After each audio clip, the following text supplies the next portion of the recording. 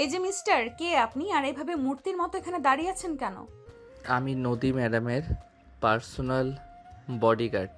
আজকে আমার চাকরিতে প্রথম দিন, তাই এখানে দাঁড়িয়ে অপেক্ষা করছিলাম। ও আচ্ছা, তার মানে আপনি আমার আব্বুর ঠিক করা সেই বডিগার্ড। আপনাকে আব্বু কি সব খুলে বলেছে? আপনাকে কি কি করতে হবে?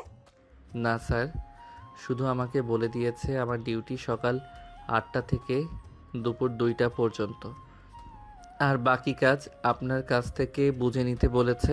ও আচ্ছা, ঠিক আছে। তা তাহলে আপনি এখন আমার সঙ্গে চলুন। আমি এখন ভার্সিটিতে যাব। আর হ্যাঁ, একটা কথা, আপনি গাড়ি ড্রাইভ করতে জানেন তো? হ্যাঁ ম্যাডাম, আমি খুব ভালো ড্রাইভ করতে পারি। আপনার কোনো চিন্তা নেই, আমি আপনাকে খুব ভালোভাবেই আপনার ভার্সিটিতে পৌঁছে দিতে পারবো।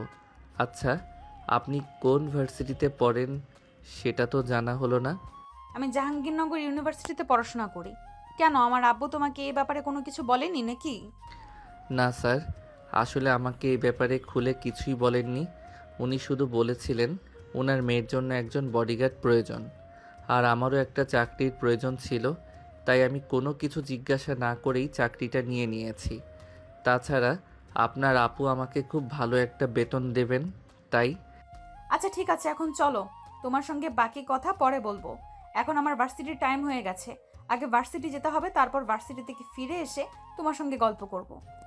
এই বলে নদী আর সাগর দুজনেই ভার্সিটির উদ্দেশ্যে রওনা দিল। সাগর গাড়ি ড্রাইভ করছে আর নদী সেটা ভালো করে লক্ষ্য করছিল। নদীর লক্ষ্য করছিল যে সাগর ঠিকঠাক মতো গাড়ি ড্রাইভ করতে পারে কিনা। সাগর খুব ভালোভাবেই গাড়ি ড্রাইভ করছে। এটা দেখে নদী সাগরকে বলল, তুমি তো খুব ভালোই করে ড্রাইভ করতে পারো। তুমি কি এর আগেও অন্য কোথাও ড্রাইভারের চাকরি করেছো নাকি? না ম্যাডাম, এটা আমার প্রথম। তবে ছোটবেলা থেকেই গাড়ি চালানো আর ড্রাইভিংয়ের প্রতি আমার অনেক আকর্ষণ ছিল, তাই খুব ভালোভাবে ড্রাইভিংটাকে রপ্ত করতে পেরেছি, আর সেজন্যই ভালো মতো গাড়ি চালাতে পারি। আমার ড্রাইভিং আপনার পছন্দ হয়েছে? হ্যাঁ, খুব পছন্দ হয়েছে। আর সেই সঙ্গে তোমাকেও খুব পছন্দ হয়েছে। আমি আপনি কি বলেন আমি ঠিক বুঝতে পারিনি। এটাই বললাম যে তুমি খুব ভালো কথাও বলতে পারো। তোমার কথা বলার উদাহরণও আমার বেশ ভালোই পছন্দ হয়েছে। তোমাকে দেখে মনেই হচ্ছে না যে তুমি কোনো গরিব ঘরের ছেলে আর ড্রাইভিং করে নিজের রোজগার করতে চাও। তোমাকে দেখে মনে হচ্ছে তুমি যেন উচ্চবিত্তশীল কোনো ফ্যামিলির ছেলে, আর খুব ভদ্র ফ্যামিলির ছেলে। উচ্চবিত্ত ফ্যামিলির ছেলে না হলেও আমি খুব ভদ্র ফ্যামিলির ছেলে, কারণ আমার বাবা মার ছোটবেলা থেকেই আমাকে ভদ্রতা খুব ভালোভাবেই শিখিয়েছেন। যাই হোক ম্যাডাম, আমরা কথা বলতে বলতে আপনার ভার্সিটিতে চলে এসেছি। আচ্ছা ঠিক আছে, কোনো সমস্যা নেই। আমি এখন যাচ্ছি। আর হ্যাঁ, তুমি কিন্তু ঠিক দুপুর 1টার মধ্যে এখানেই অপেক্ষা করবে। দুপুর 1টার মধ্যেই আমার ক্লাস শেষ হয়ে যাবে আর আমি ভার্সিটি থেকে বাসায় চলে যাব। আর এই নাও, এখানে 100 টাকা আছে। তুমি তো মনে হয় সকালে নাস্তা করনি, কিছু কিনে খেয়ে নিও। আচ্ছা ম্যাডাম, ঠিক আছে, আমি এখানেই অপেক্ষা করব, এখান থেকে কোথাও যাব না। আর আপনি আপনার ভার্সিটি ছুটি হওয়ার ঠিক 5 মিনিট আগে আমাকে একটা ফোন করে দেবেন, কারণ এখানে তো গাড়ি পার্কিংয়ের কোনো ব্যবস্থা নেই। আমি সাইডে কোথাও গাড়িটা পার্ক করা যায় কি না সেটা দেখি। আচ্ছা ঠিক আছে, আমি তাহলে এখন আসি, না হলে আবার ক্লাসে লেট হয়ে যাবে। এই কথা বলে নদী ভার্সিটির ভিতরে ঢুকে গেল। আর এদিকে সাগর রাস্তার এক পাশে গাড়িটা পার্ক করলো। আর তারপর সেখানেই বসে রইল নদী। ক্যাম্পাসের ভিতরে প্রবেশ করতেই তার বান্ধবী আনিসা তাকে প্রশ্ন করলো, কি ব্যাপার দোস্ত, তোর সঙ্গে ওটা কে? তোর বয়ফ্রেন্ড তোকে ড্রপ করতে এসেছিল নাকি? আরে ভাই, এসব তুই কি বলছিস? আমার বয়ফ্রেন্ড হতে যাবে কেন? ও আমাদের নতুন ড্রাইভার। আরে বান্ধবী, এসব তুই কি বলছিস? ছেলেটাকে দেখলে তো একদমই তাদের ড্রাইভার বলে মনে হয় না। ছেলেটাকে দেখে আমার সত্যিই মনে হয়েছিল ওটা তোর বয়ফ্রেন্ড। অনেক হ্যান্ডসাম অ্যান্ড গুড লুকিং। দোস্ত, একটা কাজ করতে পারিস। ও যদি তোর ড্রাইভার হয়ে থাকে তাহলে আমার সঙ্গে একটু লাইন করার ব্যবস্থা করে দে। দেখ, একদম ফালতু কথা বলিস না। ছেলেটাকে আমারও খুব ভালো লাগে। কেন জানি না, আমার মনে হয় ছেলেটা কোনো গরিব ঘরের ছেলে নয়, যথেষ্ট সামর্থ্যবান পরিবারের ছেলে। তাছাড়া কথাবার্তা, আচার আচরণ অনেক ভদ্র। কথাবার্তা সব কিছুই অনেক রুচিশীল। তাই তো বলছি দোস্ত, ছেলেটাকে আমার বেশ ভালোই পছন্দ হয়েছে। তুই একটু ওর সঙ্গে আমাকে প্রেম করার ব্যবস্থা করিয়ে দে। ধুর ভাই, ফালতু বকিস না, এখন ক্লাসের টাইম হয়ে গেছে, ক্লাসে চল। প্রেম করার জন্য দুনিয়ায় ছেলের অভাব পড়েছে নাকি যে তোর বেছে বেছে আমার ড্রাইভারের সঙ্গেই প্রেম করতে হবে? এসব ফালতু কথা আমার একদম ভালো লাগে না, চল তো এখান থেকে। এই বলে নদী তার বান্ধবী আনিসাকে নিয়ে ক্লাসরুমে চলে এলো আর ক্লাস করতে থাকলো। এদিকে সাগর গাড়িটা পার্ক করে রেখে পাশে একটা চায়ের দোকানে চলে গেল নাস্তা করতে। সেখান থেকে নাস্তা করে তারপর আবার গাড়িতে এসেই বসে রইল। ঘুমিয়ে গেছে সেটা তার খেয়ালই ছিল না। তখনই হঠাৎ তার ফোনটা বেজে উঠল। সে মোবাইলটা হাতে নিয়ে দেখলো নদী তাকে ফোন করেছে। সাগর সঙ্গে সঙ্গেই ফোনটা রিসিভ করলো। আর ফোনটা রিসিভ করতেই অপর পাশ থেকে নদী বলতে লাগলো, আসসালামু আলাইকুম, কোথায় আপনি? আমার ভার্সিটি ছুটি হয়ে গেছে। ওয়ালাইকুম আসসালাম ম্যাডাম, আমি এই তো এখানেই আছি। আপনি গেটের কাছে আসুন, আমি গাড়ি নিয়ে চলে আসছি। এই বলে সাগর ফোনটা কেটে দিল এবং গাড়ি নিয়ে গেটের সামনে চলে আসলো। আর এদিকে নদী তার বান্ধবী আনিসাকে নিয়ে ক্যাম্পাসের বাইরের দিকেই আসছিল। আর তখনই আনিসা নদীকে বলল, দোস্ত, আজ আমাদের ড্রাইভার আসতে পারবে না, বলল কি যেন সমস্যা হয়েছে। তুই আমাকে একটু আমার বাসার সামনে নামিয়ে দিবি? আচ্ছা ঠিক আছে, চলো আমার সঙ্গে। এই বলে নদী আর আনিসা দুজনেই গাড়ির কাছে চলে আসলো আর গাড়িতে উঠে বসলো। নদীর সামনের সিটে সাগরের সঙ্গে বসে আছে আর আনিসাকে পেছনে বসতে বলেছে। এটা দেখে আনিসা বলল, আরে ভাই, তুই আমাকে একা পিছনে বসতে বলছিস আর তুই সামনে গিয়ে ড্রাইভারের সঙ্গে বসেছিস। এটা কিন্তু একদম ঠিক হয়নি। দেখ, গাড়িটা আমার তো, আমি কোথায় বসবো না বসবো সেটা একান্তই আমার ব্যক্তিগত ব্যাপার। আর তুই বলেছিস তোর ড্রাইভার আছে, আসতে পারবে না, তাই আমি তোকে লিফট দিতে রাজি হয়েছি। তা না হলে কি আমি তোকে আমার সঙ্গে নিতাম নাকি? যাই হোক, এখন তুই যদি আমার সঙ্গে গাড়িতে করে যেতে চাস তাহলে দয়া করে তোর মুখটা বন্ধ কর, না হলে কিন্তু তুই আমার সঙ্গে যেতে পারবি না। আরে ভাই, তুই এমন কেন রে? আমি তো তোরে বললাম ছেলেটা কেমন বেশ পছন্দ হয়েছে, একটু ব্যবস্থা করিয়ে দে। ও আচ্ছা, এই ব্যাপার। তাহলে আমি এতক্ষণই বিষয়টা বুঝতে পেরেছি। তুই এক্ষুনি গাড়ি থেকে নাম, আমার সঙ্গে একদম ফাজলামো মার্কা কথাবার্তা একদম চলবে না। আরে ভাই, তুই তো আমার বান্ধবী, তুই কেন আমার সঙ্গে এরকম করছিস? বান্ধবীরা তো সবসময় বান্ধবীদের উপকার করে থাকে, কিন্তু তুই তো আমার উপকার না করে আমাকে গাড়ি থেকে নেমে যেতে বলছিস। প্লিজ দোস্ত, এরকম বলিস না। কেন? তোমাকে তো আমি আগেই বলেছিলাম এরকম ফাজলামো মার্কা কথাবার্তা আমার সঙ্গে চলবে না, কিন্তু তারপরেও তো তুই আমার কোনো কথাই শুনলি না, মিথ্যা কথা বলে গাড়িতে উঠলি, আর এখন এই কথা বলছিস? এভাবেই কথা কাটাকাটি হচ্ছিল নদী আর আনিসার মধ্যে। সাগর ড্রাইভিং সিটে বসে বসে সবকিছু শুনছিল। তখনই নদী সাগরকে উদ্দেশ্য করে বলতে লাগলো, কি ব্যাপার, কি হলো? তুমি আবার গাড়ি বন্ধ করে বসে আছো কেন? বাসায় যেতে হবে তো তোমাকে। তোমাকে তো আবার 2টার পর পাওয়া যাবে না, অলরেডি দুপুর 1:30 বেজে গেছে। আমার বাসায় পৌঁছাতে 40 মিনিটের মতো সময় লাগবে। না মানে ম্যাডাম, গাড়িতে তো আপনার সঙ্গে আরও একটা মেয়ে উঠেছে, উনি কোথায় নামবে, ওনার বাসা কোথায়, আমি তো সেই ব্যাপারে কিছুই জানি না, তাই আপনি কিছু বলবেন কি না সেটার জন্যই অপেক্ষা করছিলাম। ওর বাসার সামনেই আমার বাসা, যেতে রাস্তায় পড়বে। ওর বাসার সামনে আসলে আমি তোমাকে বলে দেব। তুমি এখন গাড়ি স্টার্ট করো। সাগর তখন কোনো কথা না বলে গাড়ি স্টার্ট করলো। প্রায় 30 মিনিট গাড়ি চালানোর পর নদী সাগরকে রাস্তায় গাড়ি দাঁড় করাতে বলে একটা বাড়ির সামনে, আর সাগর তখন গাড়ি দাঁড় করায়। আর তারপর নদী আনিসাকে গাড়ি থেকে নেমে যেতে বলে। আনিসা তখন গাল ফুলিয়ে গাড়ি থেকে নেমে যায়। তারপর সাগর আবার গাড়ি চালাতে শুরু করে। দেখতে দেখতে নদীর গাড়ির সামনে চলে আসলো আর নদীকে গাড়ি থেকে নামিয়ে দিয়ে সে গাড়িটা পার্ক করে রেখে বাসা থেকে বের হয়ে চলে যেতে চাইলো। আর তখনই পিছন থেকে নদী বলল। সাগর তখন আর কোনো কথা না বলে নদীর পিছন পিছন বাড়িতে ঢুকলো। আর নদীর ড্রয়িং রুমে এসে সাগরকে বলতে আরে কি ব্যাপার, তুমি চলে যাচ্ছ? আজকে চাকরিতে তোমার প্রথম দিন, সকালবেলা তো তোমার সঙ্গে কথাই বলতে পারলাম না। ভেবেছিলাম ভার্সিটির ছুটির পর তুমি বাসায় আসবে আর তখন তোমার সঙ্গে কথা বলবো। অ্যাকচুয়ালি ম্যাডাম, এখন তো দুপুর 2:10 বেজে গেছে, আর আমার ডিউটি দুপুর 2টা পর্যন্ত, তাই চলে যাচ্ছিলাম আর কি। তুমি এখন আমার সঙ্গে বাসার ভেতরে চলো। আজকে চাকরিতে তোমার প্রথম দিন, আর তোমার তো দুপুরের খাওয়া হয়নি। তুমি দুপুরের খাবারটা খেয়ে তারপর যাবে। কিন্তু ম্যাডাম, স্যারের সঙ্গে তো কথা হয়েছে, আমি দুপুরের খাবার আমাদের বাড়িতে খাবো। আমি বাইরের খাবার খুব একটা খাই না। তাছাড়া আমার তো মনে হয় আপনাদের বাড়িতে আপনারা কাজের লোক দিয়ে রান্না করেন। আবার আবার বাইরের লোকের হাতে রান্না খেতে খুব একটা ভালো লাগে না। ও আচ্ছা, এই ব্যাপার। ঠিক আছে, কোনো সমস্যা নেই। তুমি আসো আমি তোমাকে আমার নিজের হাতে রান্না করে খাওয়াবো। কিন্তু ম্যাডাম, আপনি তো এইমাত্র ভার্সিটি থেকে আসলেন, এখন আপনার বিশ্রাম নেওয়া প্রয়োজন। আর তুমি এত কথা বলো কেন?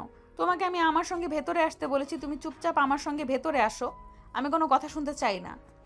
সাগর তখন আর কোনো কথা না বলে নদীর পিছন পিছন বাড়িতে ঢুকলো। আর নদীর ড্রয়িং রুমে এসে সাগরকে বসতে বলল। আর তারপর সে নিজের রুমে চলে গেল।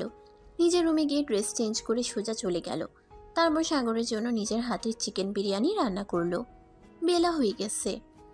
আসলে বাসায় এসে সব কিছু গোছগাছ করে রান্না করতে হয়েছে, তো তাই নদী ডাইনিং টেবিলে খাবার সাজিয়ে তারপর সাগরকে ডেকে নিল। সাগর ডাইনিং টেবিলে এসে বসলো আর চিকেন বিরিয়ানির গন্ধ শুনে এসে বলল, গন্ধ শুকে মনে হচ্ছে বেশ ভালোই হয়েছে। রান্নাটা আপনি কি সব সময় রান্না করেন নাকি? আরে না, একদমই নাই। সব সময় রান্না করতে যাব কেন? বাড়িতে অনেকগুলো কাজের লোক আছে, ওরাই রান্না করে। তাছাড়া আমি তো সব সময় আমার পড়াশোনা নিয়েই ব্যস্ত থাকি।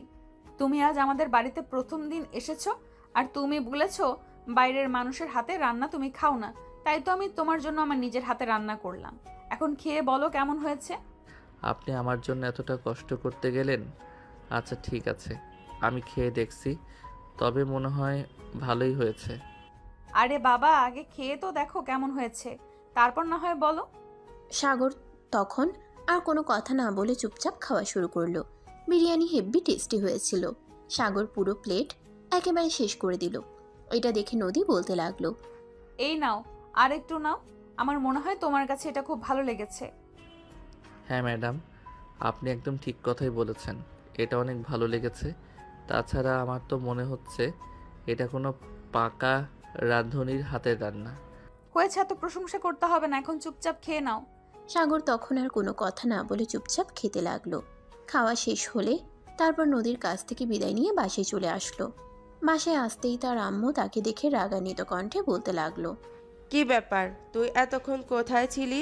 সকালবেলা ঘুম থেকে উঠে কাউকে কিছু না বলে কোথায় চলে গেছিলি? আমার একটা কাজ ছিল, কাজ করতে গিয়েছিলাম। আর হ্যাঁ, আব্বুকে বলে দিও এখন থেকে আর আমাকে বসিয়ে বসিয়ে খাওয়াতে হবে না। আমি একটা চাকরি জোগাড় করেছি, এখন থেকে আমি চাকরি করেই খেতে পারবো। মানেটা কি? কি বলছিস? আমি তো কিছুই বুঝতে পারছি না। আর তুই এতক্ষণ কোথায় ছিলি সেটা অন্তত আমাকে বল। আমি সে কখন থেকে তোকে ফোন দিচ্ছিলাম, কিন্তু তোর ফোন বারবার সুইচ অফ বলছিল। কি সমস্যা তোর? বললাম না, আমি একটা চাকরি জোগাড় করেছি আর চাকরি করতে গিয়েছিলাম। তোমরা তো আমাকে প্রতিদিন খোটা দাও, আমি তোমাদের কামাই বসে বসে খাই, নিজে কিছু করে খেতে পারি না কেন? ও আচ্ছা, এ কথা আমরা সব সময় তোকে মজা করেই কথাটা বলি, আর সেজন্য তুই চাকরি করতে চলে যাবি? তুই আমাদের একমাত্র সন্তান, আমাদের অর্থবিত্ত, টাকা পয়সা কোনটার কমতি আছে যে তোকে বাইরে গিয়ে চাকরি করে খেতে হবে? না, ওই যে আমি পড়াশোনা করতে চাই, আর তোমরা সব সময় বলো পড়াশোনার পাশাপাশি ব্যবসার দেখাশোনা করতে। আমি ব্যবসার ব পর্যন্ত বুঝি না, আর সেখানে ব্যবসা করব কিভাবে? তাই আর তোমাদের সঙ্গে ঝামেলা না করে চাকরি করতে চলে গিয়েছি। আর হ্যাঁ, আব্বুকে বলে দিও আমি মাসে 40,000 টাকা বেতন পাবো, আর আমার ডিউটি মাত্র 6 ঘন্টা। আরে বাবা, এসব থেকে কি বলছিস? তোর কি মাথা খারাপ হয়ে গেছে নাকি? যেখানে তোর বাবার কোম্পানিতে কয়েক হাজার শ্রমিক কাজ করে, আর সেখানে তুই কিনা অন্য কোথাও গিয়ে চাকরি করবি, তাও আবার 40,000 টাকা বেতনে?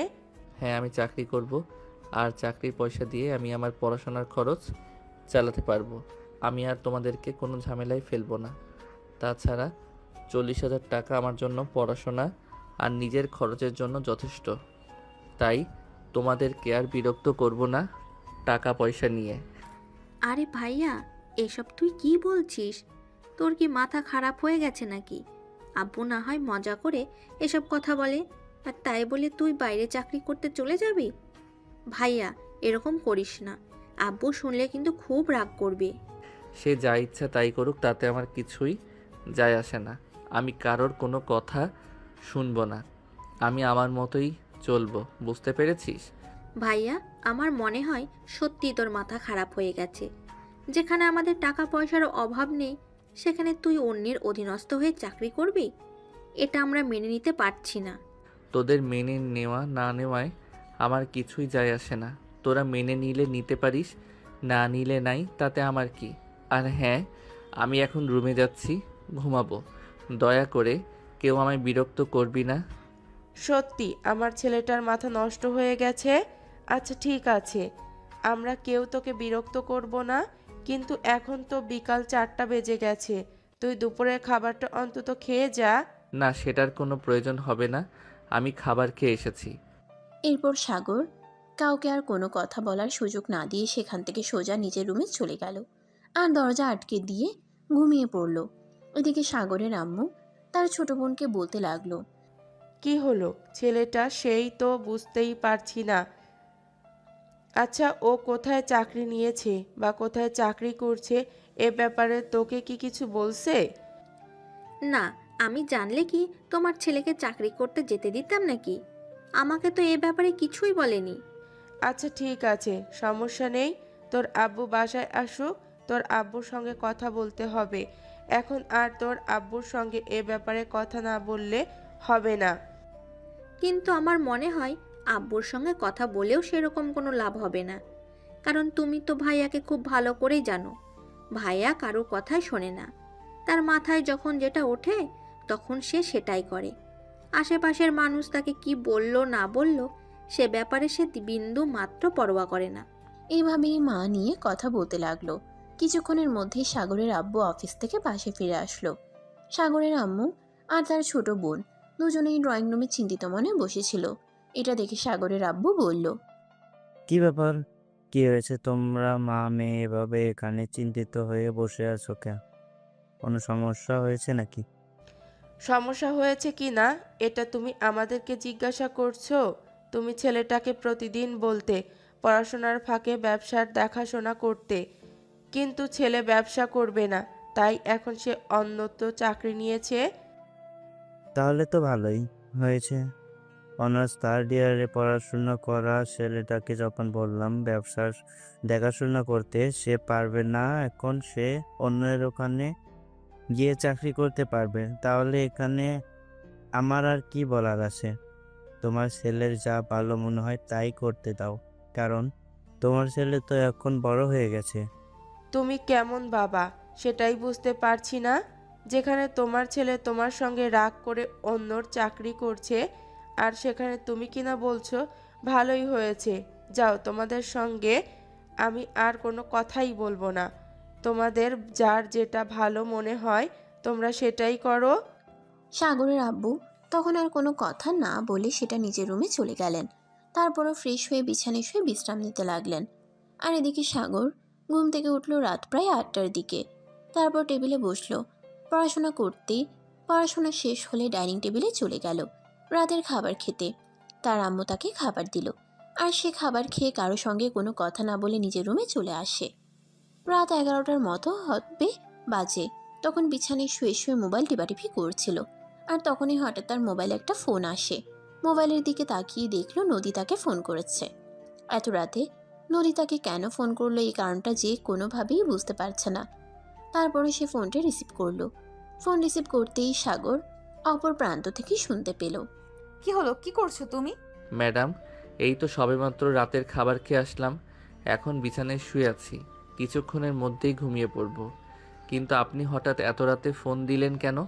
কোনো সমস্যা হয়েছে নাকি? না, এমনি হঠাৎ কেন জানি না তোমার কথা মনে পড়লো, তাই তোমাকে ফোন দিলাম। ভাবলাম তোমার সঙ্গে একটু কথা বলে নেওয়া যাক। ও আচ্ছা, এই ব্যাপার। আপনি কি করছিলেন? রাতের খাবার খেয়েছেন?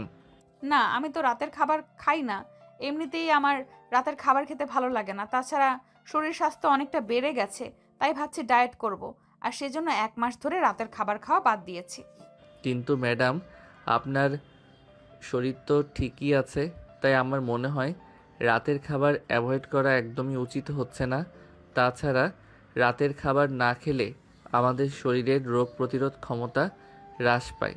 তাই আমি বলি কি, আপনি রাতের খাবারটা খেয়ে তারপর ঘুমাবেন। আচ্ছা ঠিক আছে, সমস্যা নেই। তুমি যখন বলছো তাহলে এখন থেকে আমি প্রতিদিন রাতের খাবার খেয়ে তারপর ঘুমাবো। আচ্ছা একটা কথা বলো, আমি আবার এত রাতে তোমাকে ফোন দিয়ে বিরক্ত করলাম না তো?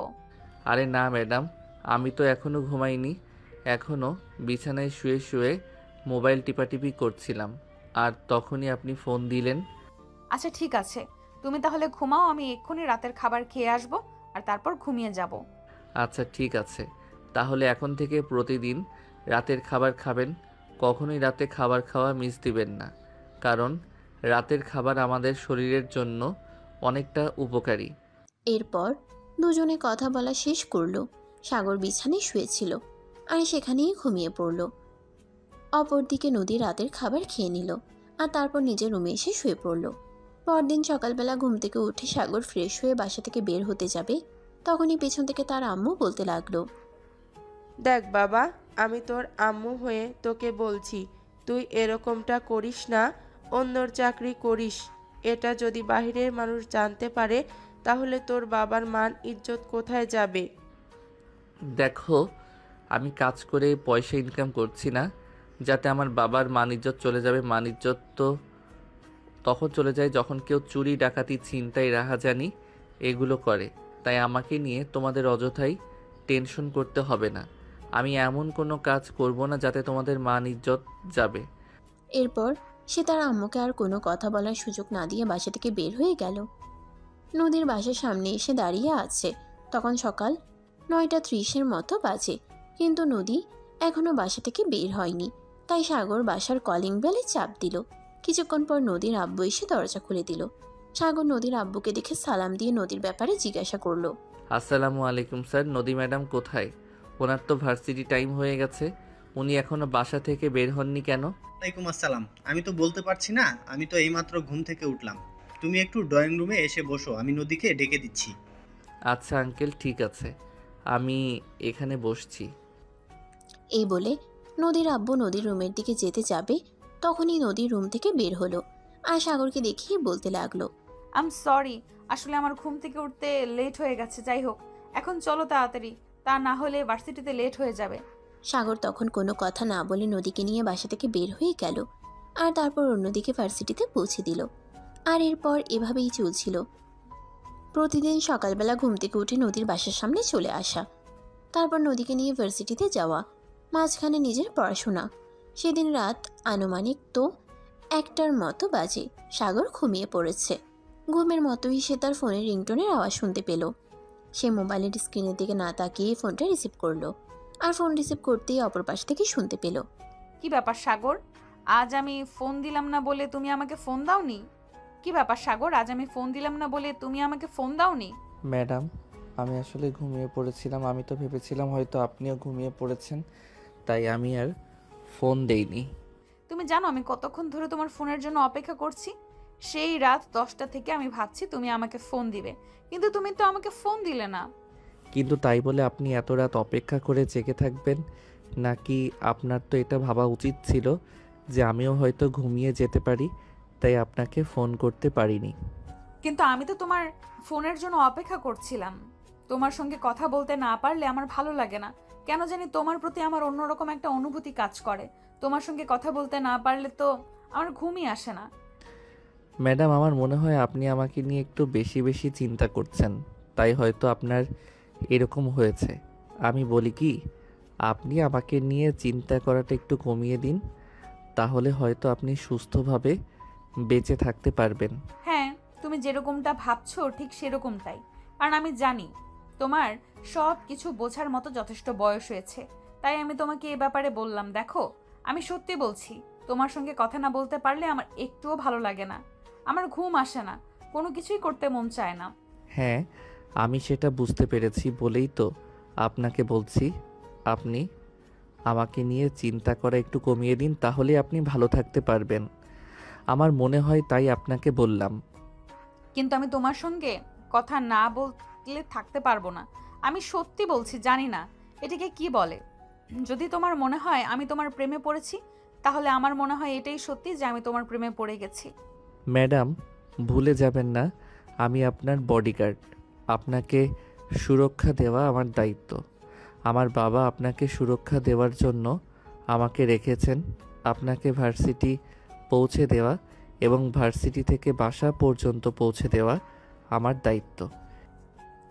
আমি জানি না কেন আমার সঙ্গে এরকম হচ্ছে, কিন্তু আমি সত্যি বলছি আমি তোমায় ভালোবেসে ফেলেছি। তোমাকে ছাড়া বেঁচে থাকা আমি পারবো না। এসব আপনি কি বলছেন? আপনার কি মাথা নষ্ট হয়ে গেছে নাকি? প্রথমত, আপনি আমার যে বয়সে বড়। দ্বিতীয়ত, আমি আপনার বডিগার্ড। এই সম্পর্ক কোনো দিনও কেউ মেনে নিবে না। না তো আমার ফ্যামিলির মানুষ, জানাই না তো আমার ফ্যামিলির মানুষজন।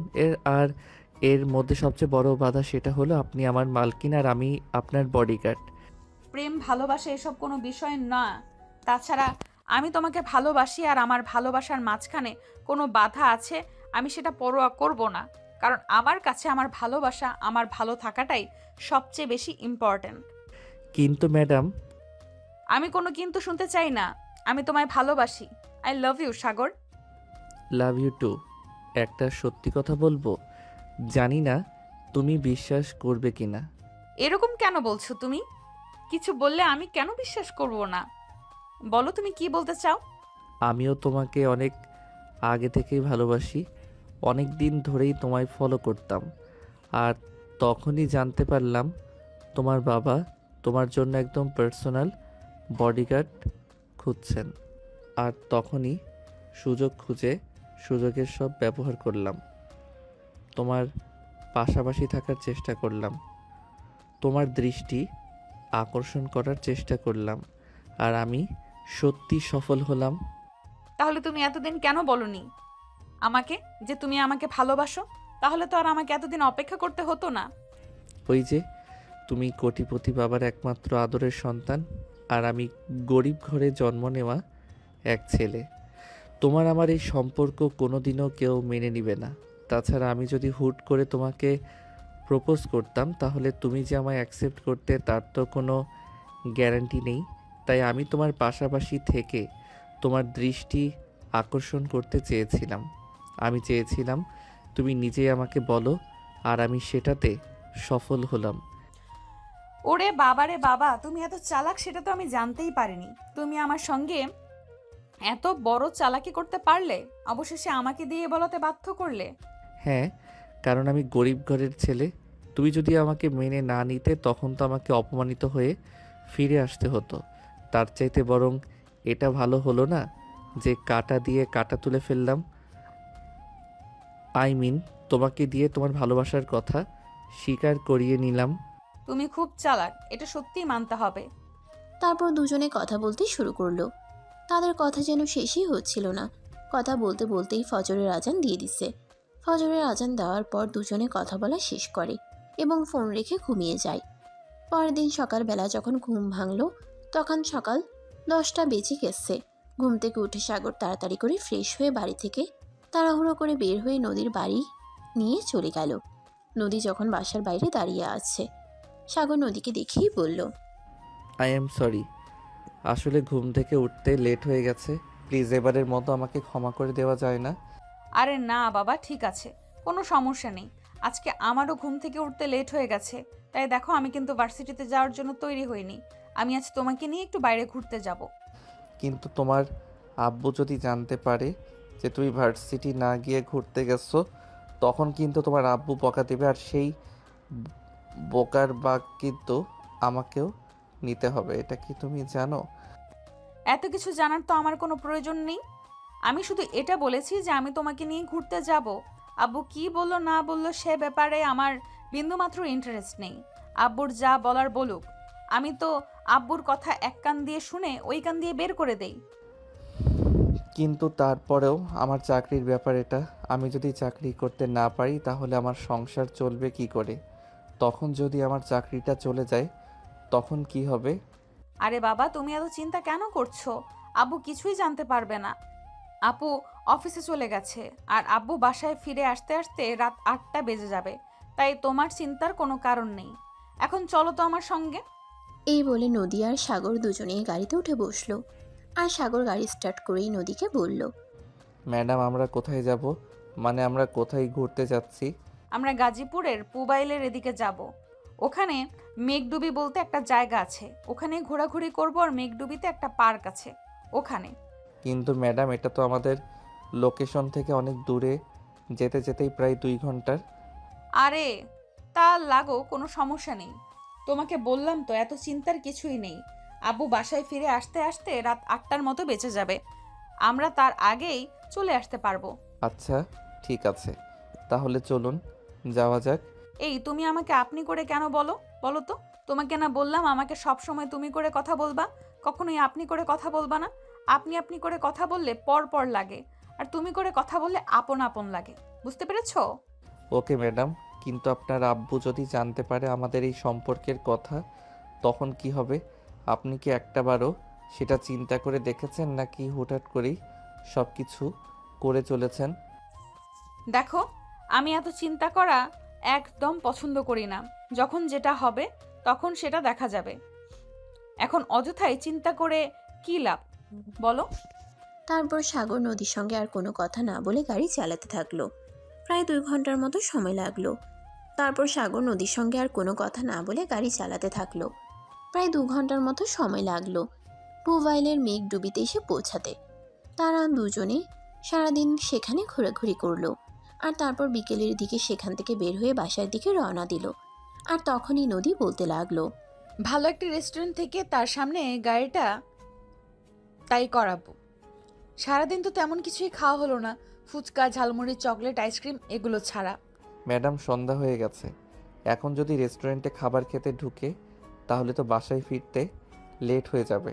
লেট হবে না, তোমাকে যেটা বলেছি সেটা করো। তুমি রাস্তার পাশে ভালো একটা রেস্টুরেন্ট দেখে গাড়ি দাঁড় করাবে, তারপর সেখানে মিলে দুজন খাওয়া দাওয়া করে তারপর বাসায় ফিরবো। যথা আজ্ঞা মহারানী, আপনি যা বলবেন।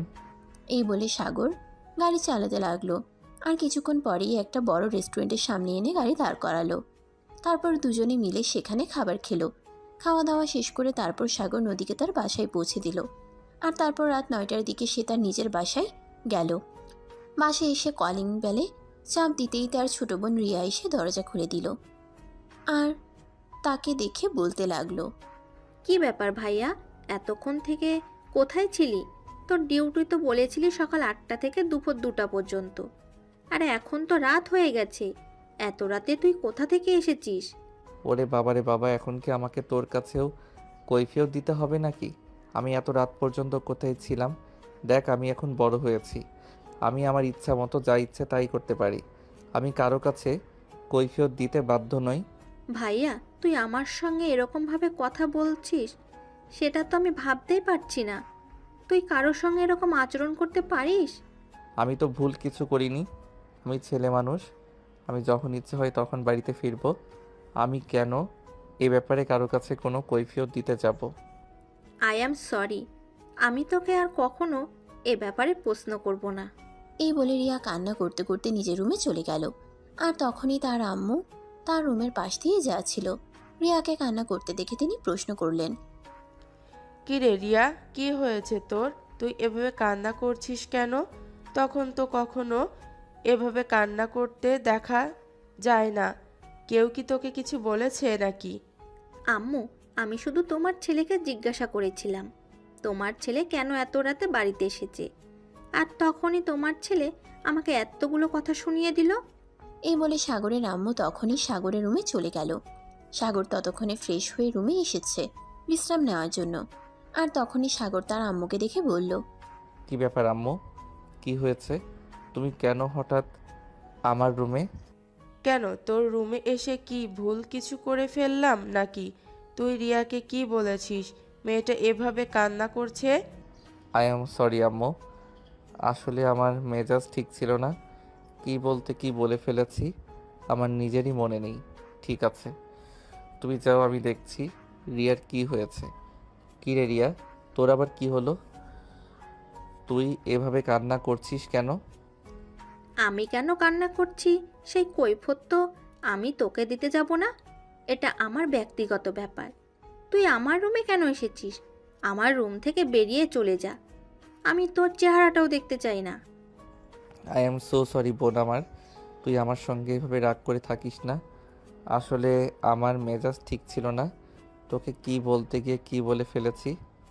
I am so sorry, please আমাকে ক্ষমা করে দে এবারের মতো। আমি তোকে এইটুকু প্রশ্ন জিজ্ঞাসা করেছি, তাই বলে তুই আমাকে এভাবে মেজাজ দেখাবি?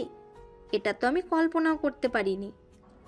বললাম তো সরি, প্লিজ এবারের মতো আমাকে ক্ষমা করে দে, আর কখনোই তোর সঙ্গে এরকম আচরণ করব না, প্লিজ এটাই শেষবার।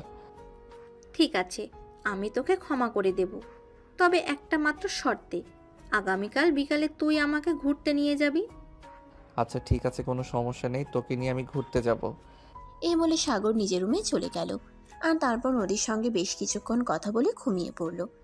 পরের দিন সকালবেলা আবার সে তার ডিউটিতে চলে গেল। সেদিন ভার্সিটি শেষ করে নদীকে বাসে পৌঁছে দিয়ে সাগর নিজের বাসে চলে আসবে। তখনই নদী পিছন থেকে বলল, চলো না কোথাও, আবার আমরা কোথাও থেকে ঘুরে আসি, ভালো লাগবে। I am so sorry baby, এটা আমার দ্বারা আজ আর হচ্ছে না, কারণ আমার ছোট বোন বলেছে ওকে নিয়ে আজ আমার ঘুরতে যেতে হবে। আর আমি যদি ওকে নিয়ে ঘুরতে না যাই তাহলে বেচারি খুব কষ্ট পাবে, তাই তোমাকে নিয়ে অন্য একদিন ঘুরতে যাব। আর ছোট বোনকে সময় দিতে হবে। আচ্ছা ঠিক আছে, আমরা না হয় কয়েকদিন পর আবার ঘুরতে যাব। আজ তুমি তোমার ছোট বোনকে সময় দাও। Okay baby, love you so much. সাগর নদীকে জড়িয়ে ধরে একটা কিস করে। তারপর নদীর কাছ থেকে বিদায় নিয়ে বাড়িতে চলে আসলো। বাড়িতে এসে দেখতে পেল তার ছোট বোন অনেকক্ষণ ধরে রেডি হয়ে বসে আছে। তার ছোট বোনকে দেখে সাগর বলতে লাগলো, ওরে বাবা রে বাবা, তোরা মেয়ে মানুষ পারিসও বটে, কোথাও ঘুরতে যাবে বলে 1 ঘন্টা আগে রেডি হয়ে বসে থাকতে হবে নাকি? দেখ ভাইয়া, তুই খুব ভালো করে জানিস আমরা মেয়ে মানুষ, আমাদের সাজুগুজু করতে অনেকক্ষণ সময় লাগে। তুই তো বাসায় এসে তাড়াহুড়ো শুরু করে দিবি, তাই আমি আগে থেকে রেডি হয়ে বসেছিলাম যাতে তোর কোনো কথা শুনতে না হয়। এখন চল, তা না হলে আবার বাসায় ফিরে আসতে দেরি হয়ে যাবে। এই বলে সাগর আর তার ছোট বোন রিয়া দুজনেই বাসা থেকে বের হয়ে গেল গাড়ি নিয়ে ঘুরতে। এদিকে নদী কোনো একটা জরুরি কাজে বাসা থেকে বের হয়েছিল। তখন হঠাৎ সে সাগরকে দেখতে পেল গাড়ি চালাচ্ছে। এটা দেখে সে অনেকটাই অবাক হয়ে গেল। যে ছেলেটা গরিব ঘরের সন্তান, তার বড় গাড়ির চাকরি করছে, সে গাড়ি নিয়ে কোথা থেকে বের হলো। তখনই নদী মোবাইলে সাগরকে ফোন দিল।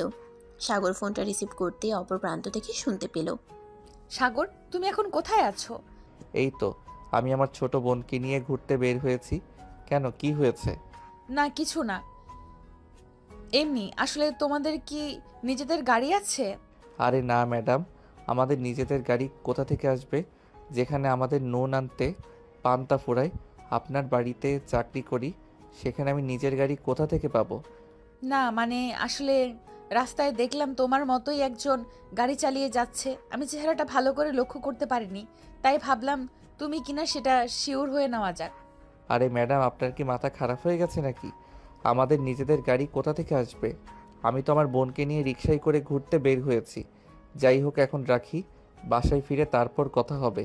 এই বলে সাগর ফোনটা কেটে দিল। এদিকে নদীর কিন্তু সাগরের কথাগুলো মোটেও হজম হচ্ছে না। সে নিজের চোখে তো আর অবিশ্বাস করতে পারে না। সে নিজের চোখেই দেখেছে সাগরকে গাড়ি চালাতে। এখন সাগর মিথ্যে বলল কেন, এটাই ভাববার বিষয়। তাই নদী ঠিক করলো সাগরের গাড়িটাকে ফলো করবে। যেমন চিন্তা তেমনই কাজ। তাই সে উবার ডেকে উবার নিয়ে সাগরের গাড়িটাকে ফলো করতে লাগলো। সাগর তার বোনকে নিয়ে একটা রেস্টুরেন্টে এসে ঢুকছে। দুজনে খাবার খাচ্ছে, তখনই পেছন থেকে নদী বলল, বাবা, মিস্টার সাগর, আপনি নাকি গরিব ঘরের সন্তান? তাহলে 5 স্টার হোটেলে বোনকে নিয়ে খাবার খাচ্ছেন কি করে? আরে ম্যাডাম, আপনি এখানে? আপনি কি আমায় ফলো করছিলেন নাকি? মিথ্যে কথা কেন বলবো? হ্যাঁ, আমি সত্যিই তোমাকে ফলো করছিলাম। আর যদি ফলো না করতাম তাহলে কি তোমার এই আসল রূপটা দেখতে পেতাম? তুমি আমার সঙ্গে দিনের পর দিন মিথ্যে কথা বলে গেছো। এতদিন তোমার মিথ্যে কথা বলতে একটু রুচিতে বাঁধেনি? কি করে তুমি একটা মেয়ের সঙ্গে এইভাবে দিনের পর দিন মিথ্যা কথা বলতে পারলে? ম্যাডাম, আমি মিথ্যে কথা কেন বলতে যাব? আপনি তো জানেন গতকাল আমি বেতনের টাকা পেয়েছি, আর আমার বোন 5 স্টার হোটেলে কিছু খেতে চাইলেও, তাই বোনকে নিয়ে খাওয়াতে আসলাম। ও আচ্ছা, তাহলে তুমি এটা আমাকে বললেই পারতে। আমি তোমাকে আরও কিছু টাকা দিতাম তোমার বোনকে খাওয়ানোর জন্য। যাই হোক, তোমার বোনকে যা ইচ্ছা তাই খাও, আমি রেস্টুরেন্টের বিল পেমেন্ট করে দিয়ে যাচ্ছি। তোমাকে বিল দিতে হবে না। ম্যাডাম আমার কাছে টাকা আছে, আপনাকে দিতে হবে না, আমি এই দিয়ে দিতে পারবো। আমি কোনো কথা শুনতে চাই না। আমি যখন বলেছি এই টাকাটা আমি দেব, তার মানে এই টাকাটা আমিই দেব। তুমি তোমার বোনকে নিয়ে খাবার খাও আর এনজয় করো। আমি এখন আসছি। এই বলে নদী সাগরের কাছ থেকে বিদায় নিয়ে রেস্টুরেন্টের বিল পেমেন্ট করে তারপর সেখান থেকে চলে গেল। আর এদিকে রিয়া ততক্ষণ নীরব দর্শকের মতো সবকিছু দেখছিল। নদী চলে যাওয়ার পরেই রিয়া তার ভাইকে জিজ্ঞাসা করলো, ভাইয়া আসলে ব্যাপারটা কি? আমি তো কিছুই বুঝতে পারলাম না। এখানে কি গোলমাল, কিছু হয়েছে নাকি? কি হয়েছে আমাকে খুলে বল তো শুনি। এখানে কোনো কিছুই বলা যাবে না, দেয়ালেরও কান আছে। এখন চুপচাপ খাবারটা খেয়ে নে, বাসায় চল, তারপর তোকে সব কিছু খুলে বলবো। এই বলে রিয়া আর সাগর খাবার খেয়ে তারপর বাসায় চলে আসলো। বাসায় আসতে আসতেই জিজ্ঞাসা করলো, আচ্ছা ভাইয়া, এবার তো অন্তত খুলে বল আমাকে, আসলে বিষয়টা কি? আমি না আর অপেক্ষা করতে পারছি না, একটু তাড়াতাড়ি বল আমাকে। দেখ, আসলে ব্যাপারটা হলো এই যে, আমি ভার্সিটিতে যাওয়ার সময় একদিন মেয়েটাকে দেখি, আর মেয়েটাকে আমার ভালো লেগে যায়। আর মেয়েটার সম্পর্কে খোঁজ নিতে গিয়ে জানতে পারি মেয়েটার বাবা তার জন্য একটা বডিগার্ড নিয়োগ করতে চাইছেন। আর এদিকে বাসায় আব্বুর সঙ্গেও আমার ঝামেলা চলছে, তাই আমি ওই চাকরিটা নিয়ে নিলাম। আর মেয়েটার কাছাকাছি থাকার চেষ্টা করলাম, ওর সম্পর্কে জানার চেষ্টা করলাম। আর তখনই মেয়েটা নিজের থেকে এসেই আমাকে তার ভালোবাসার কথা আমাকে বলল, আর তখন আমিও সঙ্গে সঙ্গে রাজি হয়ে গেলাম। ওরে বাবা রে বাবা, ভাইয়া তুই পারিসও বটে। সত্যি তুই আমার ভাই, সেটা বলতেই হবে। স্যালুট তোকে, তোর মতো ভাই প্রতিটা ঘরে জন্ম নিক। আচ্ছা ঠিক আছে ম্যাডাম, এখন আমাকে পাম দিতে হবে না, এখন আপনি নিজের ঘরে চলে যান। আর সন্ধ্যা গড়িয়ে রাত হতে চললো, আপনি পড়তে বসুন। এই বলে সাগর রিয়াকে ড্রয়িং রুমে রেখেই নিজের রুমে চলে গেল। আর রুমে যাওয়া মাত্রই সে ফোনে দেখতে পেল নদী ফোন করছে। তখনই সে ফোনটা রিসিভ করলো। হ্যালো বেবি, কি করছো তুমি? এই তো বাসায় এসে ফ্রেশ হলাম মাত্র।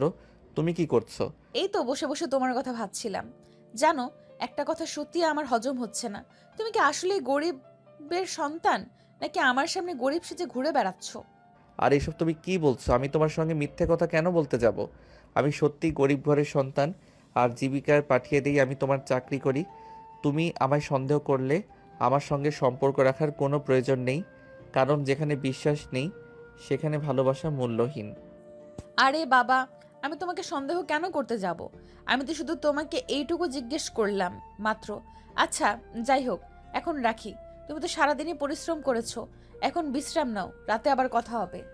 এই বলে নদী ফোনটা কেটে দিল।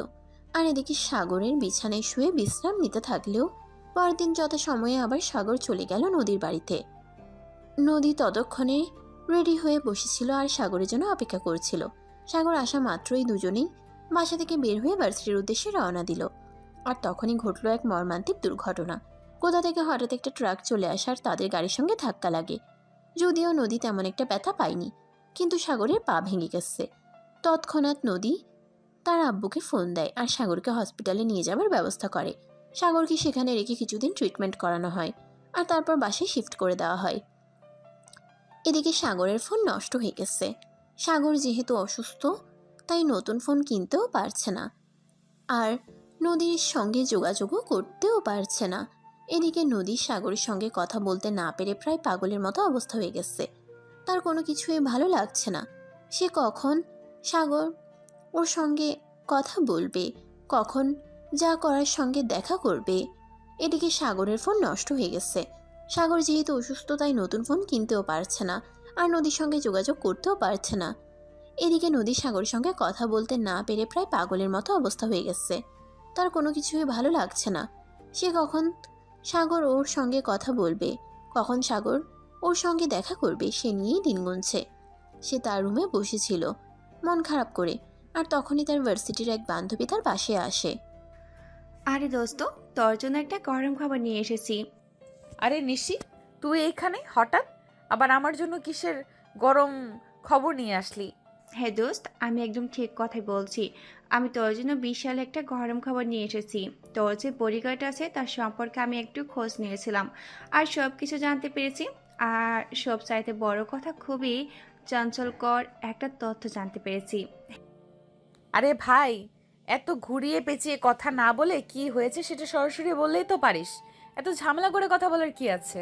হ্যাঁ রে ভাই বলেছি, হ্যাঁ রে ভাই বলছি, শোন, সাগর কোনো সাধারণ ঘরের সন্তান নয়। সে কোটিপতি বাবার একমাত্র ছেলে। ঢাকা শহরের নামকরা একজন বিজনেসম্যানদের মধ্যে একজন তার বাবা। আরে এইসব তুই কি বলিস? তোর কি মাথা খারাপ হয়ে গেছে নাকি? আমার মনে হয় তুই ভুল ইনফরমেশন পেয়েছিস। আরে না ভাই, আমি ভুল ইনফরমেশন কেন আনতে যাবো? কারণ আমি নিজেই সবটা তদন্ত করে তারপর তোকে বলছি। আরে ভাই, তুই আবার গোয়েন্দাগিরি কবে থেকে শুরু করলি? তুই গোয়েন্দাগিরি শুরু করেছিস সেটা আমাকে বললি না কেন? নদী, আমি যা বলছি একদম সত্যি কথা বলছি। আমি একটুও তোর সঙ্গে ফাজলামো করছি না, যেটা সত্যি সেটাই বলছি। সাগর কোনো সাধারণ ঘরের ছেলে নয়। ঢাকা শহরের নামকরা ব্যবসায়ী রুহান চৌধুরীর একমাত্র ছেলে সাগর। ঠিক আছে, আমি কিছুক্ষণের জন্য তোর এই কথাটা মেনে নিলাম, কিন্তু তোর কাছে কি এমন প্রমাণ আছে যে সাগর বিশিষ্ট ব্যবসায়ী রুহান চৌধুরীর একমাত্র সন্তান?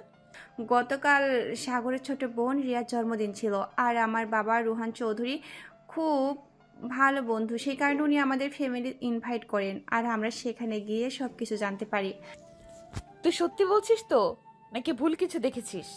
না রে ভাই, আমি ভুল কিছু একদমই বলিনি। তুই আমার ভালো বন্ধু, তোকে মিথ্যা কথা বলে তো আমার কোনো লাভ নেই। কারণ আমি খুব ভালোভাবে জানি তুই ছেলেটার সঙ্গে সম্পর্ক জড়িয়েছিস। তুই নিজে না বললেও আমি যেভাবেই হোক এটা জানতে পেরেছি, তাই মনে করলাম এগুলো তোকে বলা প্রয়োজন।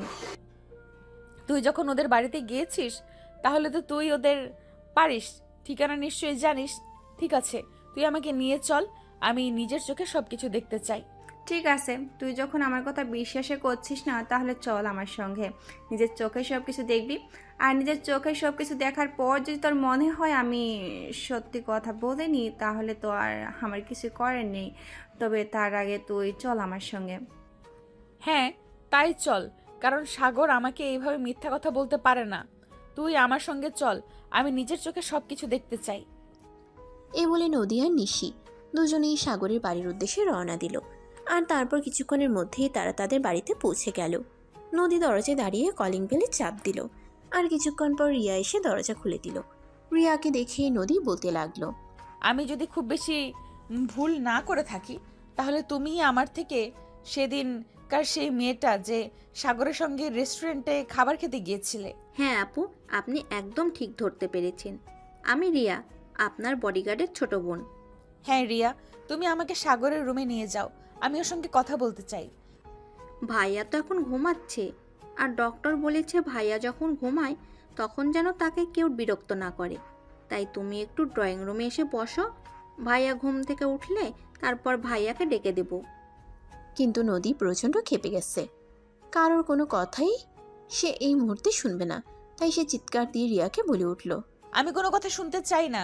ঘুম থেকে উঠলে তাড়াতাড়ি খুব বেশি ক্ষতি হয়ে যায়, তাহলে হয়ে যাক, তাতে আমার কিছুই যায় আসে না, কিন্তু আমি এক্ষুনি তার সঙ্গে কথা বলবো। তুমি তাকে ঘুম থেকে ডেকে দাও। কিন্তু আপু, আমি বললাম না, আমি কোনো কিন্তু শুনতে চাই না। আমি এক্ষুনি সাগরের সঙ্গে কথা বলতে চাই। তুমি সাগরকে ডেকে দিবে কিনা আমি সেটাই জানতে চাইছি। ঠিক আছে, তুমি এখানে বসো, আমি ভাইয়াকে ডেকে দিচ্ছি। এই ভাইয়া, ভাইয়া, নদী আপু তোর সঙ্গে দেখা করতে এসেছে। আর এইসব তুই কি বলছিস? তোর কি মাথা খারাপ হয়ে গেছে নাকি? নদী তো আমাদের বাড়ির ঠিকানাই জানো না, তাহলে আমাদের বাড়িতে আসবে কিভাবে? নিশি আপু নদী আপুকে আমাদের বাড়িতে নিয়ে এসেছে। আমি জানি না তারা কিভাবে আমাদের বাড়ির ঠিকানা জানলো। তবে তুই হয়তো একটা ব্যাপার ভুলে গেছিস। নিশি আপু গতকাল আমাদের বাড়িতে এসেছিল আমার বার্থডে অনুষ্ঠানে। হায় আল্লাহ, এখন কি হবে? আমি তো সেটাই ভাবতে পারছি না, নদীকে কিভাবে সামলাবো। এটা ভাবতেই তো আমার মাথায় আকাশ ভেঙে পড়ছে। নদী তো এখন আমার কোনো কথাই বিশ্বাস করবে না। এমনকি এটাও হতে পারে যে সে আমাকে রিজেক্ট করে চলে যাবে। আমি জানি না কিছু, তুই যা করবি চিন্তা ভাবনা করে করিস। নদী আপুর সঙ্গে ঠান্ডা মাথায় কথা বলো, আর সব কিছু বুঝিয়ে বলো। কিন্তু কিভাবে কি বলবো সেটাই তো ভেবে পাচ্ছি না, কারণ নদী প্রচণ্ড রাগী মেয়ে মানুষ। সে খেপে গেলে তাকে কোনোভাবেই শান্ত করা যায় না, তাই তো খুব ভয় লাগছে। কিছুই হবে না ভাইয়া, সে যদি সত্যি তোকে ভালোবেসে থাকে তাহলে সে তোকে যে কোনো পরিস্থিতিতে যে কোনো অবস্থায় নিজের করে নেবে। কিন্তু সে যদি তোকে সত্যি ভালো না বাসে তাহলে তো সে ঝামেলা করবেই। আগে তুই নদী আপুর সম্মুখীন হো, আর তার মনের কথা বোঝার চেষ্টা কর। তারপর যা হয় হবে। সাগর তখন আস্তে আস্তে সিঁড়ি দিয়ে নিচে নেমে আসলো। নদী এদিকে রেগে আগুন হয়ে বসে আছে। সাগর নদীর সামনে এসে দাঁড়ালো আর আস্তে আস্তে বলল, নদী তুমি এখানে? তার আগে তুমি আমাকে এটা বলো যে তুমি আমাকে মিথ্যে কথা কেন বলছো? এতদিন ধরে আমাকে মিথ্যের মধ্যে বসবাস করিয়েছো কেন? তুমি আমার সঙ্গে সত্য কথা বলনি। নদী প্লিজ তুমি তোমার মাথাটা ঠান্ডা করো আর আমাকে কিছু বলতে দাও। দেখো এমনিতেই মেজাজ খারাপ হয়ে আছে, তুই আমার সঙ্গে আর কোনো কথা বলিস না। তুই এতদিন আমার সঙ্গে মিথ্যে কথা কেন বলেছিস? আমি শুধু সেটাই জানতে চাইছি। তারপর আমি তার সঙ্গে আর কোনো কথা বলবো না। দেখো নদী, প্রথমত তোমাকে আমি বলেইছিলাম তোমাকে আমি অনেক আগে থেকেই পছন্দ করতাম, কিন্তু বলার সাহস হয়ে ওঠেনি কারণ তুমি কোটিপতি বাবার একমাত্র মেয়ে, তার উপর আবার আমার সাথে বয়সের সিনিয়র। তোমাকে বলার মতো সাহস আমার ছিল না। এসব ফালতু প্যাচাল বাদ দিয়ে তুই আমাকে এটা বল, কেন তুই আমাকে এতদিন মিথ্যা কথা বলেছিস? তুই কেন আমাকে বলিসনি রুহান আঙ্কেল তোর বাবা? আমি আমার বাবার পরিচয় তোমার কাছে দিতে চাইনি। তাছাড়া তুমি আমার চাইতে বয়সে সিনিয়র, এটা যদি কাউকে বলতাম তাহলে হয়তো কেউ আমাকে এ ব্যাপারে কোনো সহযোগিতা করতো না, কারণ একটা সিনিয়র মেয়ের সঙ্গে কোনো দিনই একটা জুনিয়র ছেলের সম্পর্ক হতে পারে না। তাই বলে তুই আমার সঙ্গে এভাবে মিথ্যা কথা বলবি? এত বড় প্রতারণা করলি আমার সঙ্গে? এভাবে ধোকা দেওয়ার কি খুব বেশি প্রয়োজন ছিল? বিলিভ মি, আমি তোমাকে ধোকা দিতে চাইনি। আমি তোমাকে সত্যি ভালোবাসি আর যা কিছু করেছি তোমাকে নিজের করে পাওয়ার জন্যই করেছি। প্লিজ তুমি আমাকে ভুল বোঝো না। তুমি খুব ভালো করে জানো মিথ্যা বলা আমার একদমই পছন্দ না। সবকিছু জেনে শুনো কেন মিথ্যা বলেছো দিনের পর দিন আমাকে? তোমাকে মিথ্যে বলার জন্য সরি। প্লিজ আমাকে এই শেষবারের মতো ক্ষমা করে দাও, আর কখনোই তোমার সঙ্গে মিথ্যে কথা বলবো না। আমি তোমাকে ক্ষমা করতে পারি এক শর্তে। তুমি এখন আমার সঙ্গে বাইরে যাবে, তারপর আমি তোমাকে যেটা করতে বলবো তুমি সেটাই করবে। বলো রাজি আছো? কি করতে হবে সেটা তো আগে বলো, তারপর ভেবে দেখি। এত চিন্তা ভাবনা করার মতো সময় আমার হাতে নেই। তোমাকে যেটা বলেছি তুমি যদি সেটা করতে রাজি হও তাহলে আমি তোমার সঙ্গে কথা বলবো, আর না হলে আমি এখন এই মুহূর্তে এখান থেকে তোমার সঙ্গে সকল সম্পর্ক শেষ করে চলে যাব। তুমি এমন পাগলের মতো কথা বলছো কেন? জানো তোমাকে আমি কতটা ভালোবাসি, তারপরও কেন এরকম করছো? প্লিজ তুমি শান্ত হও। তুমি এখন আমার সঙ্গে যাবে কি যাবে না সেটাই জানতে চাইছি, আর আমি তোমাকে যেটা করতে বলবো সেটা করবে কি করবে না। রিয়া তখন সাগরের কানে কানে বলতে লাগলো, ভাইয়া তুই নদী আপুর কথা মেনে নে, কারণ তুই তো নদী আপুকে ভালোবাসিস। তাই সে যেটা বলে এটাই কর। সে তো আর তোকে মেরে ফেলবে না, তাই এত চিন্তা করার কি আছে? আচ্ছা ঠিক আছে, তুমি যা বলবে আমি তাই করব। তাহলে এক্ষুনি তুমি আমার সঙ্গে চলো, যা বলার থাকে বাইরে গিয়ে বলবো। এই বলে নদী সাগরকে নিয়ে বাসা থেকে বের হয়। তারপর একটা কাজে অফিসের সামনে এনে গাড়ি দাঁড় করায়। এটা দেখে সাগর নদীকে প্রশ্ন করলো, আমরা এখানে কেন এসেছি? সেটা তুমি ভেতরে গেলেই বুঝতে পারবে। এখন কেন আমাকে প্রশ্ন করছো? চুপচাপ কোনো কথা না বলে আমার সঙ্গে ভেতরে চলো। সাগর তখন আর কোনো কথাই বলল না, চুপচাপ নদীর সঙ্গে কাজী অফিসের ভিতরে চলে আসলো। নদী ভিতরে এসে কাজী সাহেবকে বলল, আসসালামু আলাইকুম কাজী সাহেব, আপনাকে আমি ফোন করেছিলাম। সব কিছু ব্যবস্থা করেছেন? ও ম্যাডাম, আপনি? হ্যাঁ, আমি সব কিছু ঠিক করে রেখেছি, কিন্তু আপনাকে দেখে তো চেনা চেনা লাগছে। আপনি ব্যবসায়ী আজাহার সাহেবের মেয়ে না? আমি কে আর কারোর নিয়ে আমার কি পরিচয় এত কিছু আপনার জানার কোনো প্রয়োজন নেই। আমি আপনার এখানে যেটার জন্য এসেছি আপনি সেটাই করুন। হ্যাঁ ম্যাডাম, আমি আপনার সমস্ত কাগজপত্র রেডি করে রেখেছি, এখন শুধু আপনারা দুজনে সাইন করলেই হবে। নদী তখন কাজী সাহেবের হাত থেকে কাগজটা নিয়ে ওটাতে সাইন করে দিল, আর তারপর সাগরের দিকে তাকিয়ে বলল, এই নাও আমি সাইন করে দিয়েছি, এখন তুমি এখানে সাইন করে দাও, তাহলেই ঝামেলা মিটে যাবে। নদী, এটা তো বিয়ের রেজিস্ট্রি পেপার। হ্যাঁ, আমি কানা নই, আমি চোখে ঠিকঠাকই দেখতে পাই। আমি দেখতে পাচ্ছি যে একটা বিয়ের রেজিস্ট্রি পেপার, তাই আমি তোমাকে এখানে সাইন করতে বলেছি। নদী, তুমি তো আমাকে বলনি যে তুমি আমাকে এখানে বিয়ে করতে নিয়ে এসেছো। তাছাড়া তুমি তোমার বাবার একমাত্র মেয়ে, আর আমিও আমার ফ্যামিলির বড় ছেলে। আমার ছোট একটা বোন আছে, বাবা মা আছে, তাদেরও তো অনুমতির প্রয়োজন আছে। কারোর কোনো অনুমতির প্রয়োজন নেই। তুমি আমাকে ভালোবাসো আর আমি তোমাকে ভালোবাসি। এখন তুমি এইটাতে সাইন করবে, এটাই তোমার ভালোবাসার প্রমাণ। তুমি যদি এইটাতে সাইন করতে না পারো তাহলে বুঝে নেব তুমি আমাকে একটুও ভালোবাসো না, আর আমাদের সম্পর্কে এখানেই সমাপ্তি হবে। এসব তুমি কি বলছো? তোমার কি মাথা খারাপ হয়ে গেছে নাকি? আমরা দুজন দুজনকে নিজেদের চাইতেও বেশি ভালোবাসি, তাহলে আমাদের সম্পর্কে সমাপ্তি হবে কেন? হ্যাঁ, সেটাই প্রমাণ নিতেই তো তোমাকে এখানে নিয়ে এসেছি। তুমি আমাকে ভালোবাসো কি বাসো না সেটার প্রমাণ আমি এখন এই মুহূর্তে নিতে চাই।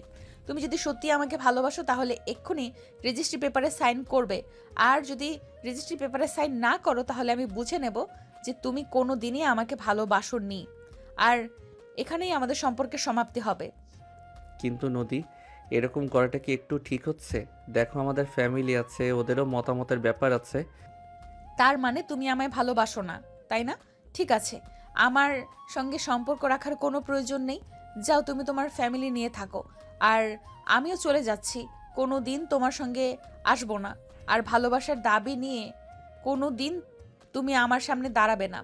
এই বলে নদী সেখান থেকে চলে যেতে চাইছিল, আর তখনই সাগর পেছন থেকে তার হাতটা ধরে ফেললো, আর তারপর বলতে লাগলো, আমি তোমায় সত্যি ভালোবাসি, আর ভালোবাসার প্রমাণ দিতে যদি তোমাকে এখন এই মুহূর্তে আমার বিয়ে করতে হয় তাহলে আমি তাই করব। কারণ আমার ভালোবাসা অতটাও ফেলনা নয় যে ছোট্ট একটা কথার জন্য আমি তোমাকে ছেড়ে চলে যাব। তাহলে বিয়ে রেজিস্ট্রি ব্যাপারে সাইন করতে তুমি এত সময় কেন নিচ্ছ? আমি তো তোমাকে বললাম তুমি যদি আমায় ভালোবাসো তাহলে এক্ষুনি তোমার আমাকে বিয়ে করতে হবে, আর তা না হলে তোমার সঙ্গে আমার কোনো সম্পর্ক রাখবো না। ঠিক আছে কাছে সাহেব, আপনি কাগজটা দিন, আমি সাইন করে দিচ্ছি। আমার ভালোবাসার মানুষকে পাওয়ার জন্য আমি সব কিছুই করতে পারি, আর ছোট্ট একটা কাগজে সাইন করতে পারবো না? এই বলে সাগর কাছে যাবে, হাত থেকে বিয়ের রেজিস্ট্রি পেপারে কাগজটা নিয়ে ওটাতে সাইন করে দিল, আর তারপর নদীকে বলল, এই যে দেখো, আমি বিয়ের রেজিস্ট্রি ব্যাপারে সাইন করে দিয়েছি। তো তুমি খুশি? এবার তো আর আমার ভালোবাসা ফেলনা এমনটা বলতে পারবে না। ঠিক আছে, এখন তুমি আমাকে নিয়ে তোমাদের বাড়িতে চলো। কিন্তু বাড়িতে গিয়ে সবাইকে কি বলবো এটা সবাই অ্যাকসেপ্ট করতে পারবে না। তোমাকে কিছুই করতে হবে না, সবাই একসেপ্ট করতে পারবে কি পারবে না সেটা আমি ভেবে নিব। তুমি এখন আমার সঙ্গে চলো। এই বলে নদী কোনো কথা না বলে সাগরের হাত ধরে টানতে টানতে গাড়িতে নিয়ে এসে বসালো, আর তারপর ও নিজেই গাড়ি ড্রাইভ করতে লাগলো। কিছুক্ষণের মধ্যে তারা সাগরের বাড়িতে পৌঁছে গেল। এদিকে সবাই চিন্তিত মনে ড্রয়িং রুমে বসে আছে, কি হবে কেউ কিছু জানে না। ততক্ষণে সাগরের আব্বুও বাসে চলে এসেছে। রাত তখন আনুমানিক 8টার কাছাকাছি বাজে। নদী বাড়ির দরজায় দাঁড়িয়ে কলিং বেল চাপ দিল। কিছুক্ষণের মধ্যেই সাগরের আম্মু এসে দরজা খুলে দিল, আর তাদের দুজনকে একসঙ্গে দেখে তিনি বললেন, কি ব্যাপার, তোমরা কোথায় গিয়েছিলে? আমি তো তোমাদের এখানে অনেক টেনশন করছিলাম। এতক্ষণ তোমরা কোথায় ছিলে? নদী তখন কোনো কথা না বলে সোজা সাগরের আম্মুকে সালাম করে, তারপর সাগরের আব্বুর দিকে এগিয়ে যেতে থাকলো। তখনই সাগরের আব্বু ওখানে দাঁড়িয়ে থেকেই বলল, এই মেয়ে, তোমাকে কোনো কিছু জিজ্ঞাসা করা হয়েছে, তুমি কোনো কিছুর উত্তর না দিয়ে এভাবে আমার বউকে সালাম করে তারপর আবার আমার দিকে এগিয়ে আসছে কেন? নদী তখনও কোনো কথা না বলে সাগরের আব্বুকে সালাম করলো, আর তারপর সোজা হয়ে দাঁড়িয়ে বলল, জি শ্বশুর আব্বু, আপনি কি যেন বলছিলেন? আমি শুনতে পাইনি, আবার বলেন। আর এই মেয়ে, তুমি শ্বশুর আব্বু কাকে বলছো? কেমন শ্বশুর আব্বু? আপনাকে বলছি, দেখুন, আপনি মেনে নিবেন কি নিবেন না সেটা আপনার ব্যক্তিগত ব্যাপার, কিন্তু এটাই সত্য যে আমি আপনার ছেলেকে বিয়ে করেছি, আর এই মাত্রই আমরা কাজী অফিস থেকে বিয়ের কাজ শেষ করে সোজা এখানে চলে এসেছি। এখন বাড়িতে জায়গা দেবেন কি দেবেন না সেটা আপনার ব্যাপার। এগুলো কোন ধরনের কথা? তুমি কি মগের মূল্য পেয়েছো নাকি? হুট করে কথা থেকে এসে বললে তুমি আমার ছেলেকে বিয়ে করেছো, আর এটা আমাকে মেনে নিতে হবে? আমি এই বিয়ে মানি না। আমি আমার ছেলেকে আমার পছন্দ মতো মেয়েকে বিয়ে করাবো। তাছাড়া কে তুমি? কি তোমার পরিচয়? তোমার পরিচয় সম্পর্কে আমি অবগত নই, তাই অজানা একটা মেয়েকে আমি আমার বাড়ির পুত্রবধূ হিসাবে মেনে নিতে পারি না। পরিচয়টাই যদি বাড়ির বউ হওয়ার জন্য মুখ্যম বিষয় হয় তাহলে আপনার কাছে আমি আমার পরিচয় দিতে বাধ্য নই। আপনি নিজেই খুঁজে নেবেন আমি কে আর কি আমার পরিচয়। আর হ্যাঁ শ্বশুর আব্বু, আপনাকে আরও একটা কথা বলছি, আমি কারোর কাছ থেকে অধিকারের আশা করি না। আমি আমার অধিকার আদায় করে নেই। তাই আমি এই বাড়িতে আমার বউয়ের অধিকার দিবেন কি দিবেন না সেটা আপনার ব্যাপার, কিন্তু আমি এই বাড়িতেই থাকবো। এ বলে নদী হনহন করে সেখান থেকে সোজা সাগরের রুমে চলে গেল। আর এদিকে সাগর বোকার মতো দাঁড়িয়ে দাঁড়িয়ে এতক্ষণ ধরে এসব কিছু দেখছে। নদী চলে যাওয়ার পর সাগরের আব্বু সাগরকে ধমক দিয়ে বলতে লাগলো, এগুলো কোন ধরনের সার্কাস শুরু হয়েছে? আমি তো কিছুই বুঝতে পারছি না। এসব সার্কাসের মানে কি আমি জানতে পারি? নদী তো সব কিছু নিজের মুখেই বলে গেছে, এখন তাহলে তুমি আমার কাছে জিজ্ঞাসা করছো কেন? তার মানে এই মেয়েটা যা বলে গেছে সব সত্যি? তুই বিয়ে করে নিয়েছিস, তুই আমার সঙ্গে রাগ করে চাকরি নিয়েছিস, সেটা না হয় বুঝলাম, কিন্তু তাই বলে এত বড় একটা সিদ্ধান্ত তুই নিজেই নিয়ে নিলি। আমি তোর বাবা, আমি এখনো বেঁচে আছি। তোর বিয়ের ব্যাপারে সিদ্ধান্ত নিতে হলে আমি নেব, কিন্তু তুই এভাবে হুটহাট করে এমন সিদ্ধান্ত নেওয়ার কারণটা কি? এতক্ষণ সবাই নীরব দর্শকের মতো সব কিছু দেখলেও নিশি তখন আর চুপ থাকতে পারল না। নিশি তখন সাগরের আব্বুকে উদ্দেশ্য করে বলল, আঙ্কেল আসলে সাগরের এখানে কোনো দোষ নেই। সাগর আর নদী নতুন দুজনকে ভালোবাসে। গতকাল আমি যখন রিয়ার বার্থডে পার্টিতে আপনাদের বাড়িতে আসি তখনই সাগরকে আমি দেখি, আর সেদিন নদীর সঙ্গে আমাদের ভার্সিটিতে দেখেছিলাম। নদী সাগরকে ভালোবাসে এটা আমি জানি, তাই নদীর সঙ্গে আমি এই ব্যাপারে কথা বলতে চাই, কিন্তু নদী মানতেই নারাজ যে সাগর আপনার ছেলে। সেটা প্রমাণ করার জন্য নদীকে আমি এখানে নিয়ে আসি, আর তারপর সাগর নদীকে এতদিন মিথ্যা বলেছে, এই জন্য নদী রেগে যায় আর সাগরকে নিয়ে সোজা কাজী অফিসে চলে যায়। তারপর যা হলো সবটা তো আপনি দেখতেই পেলেন। তার মানে তোমরা সবাই সব কিছু জানতে, কিন্তু আমার কাছে কিছুই বলনি। আচ্ছা, নিশ্চয়ই তুমি তো আমার বন্ধুর মেয়ে। তোমার কাছ থেকে কি আমি এটুকু আশা করতে পারিনি যে তুমি অন্তত আমাকে কিছু জানাবে? আই এম সরি আঙ্কেল, আপনাকে কোনো কিছু জানাতে না পারার জন্য, কিন্তু আঙ্কেল আমরা সবাই এখানে উপস্থিত ছিলাম, এইরকম কোনো সময় ছিল না আপনাকে জানানোর, বা আমরা বুঝতেও পারিনি নিশি এরকম কিছু করে বসবে।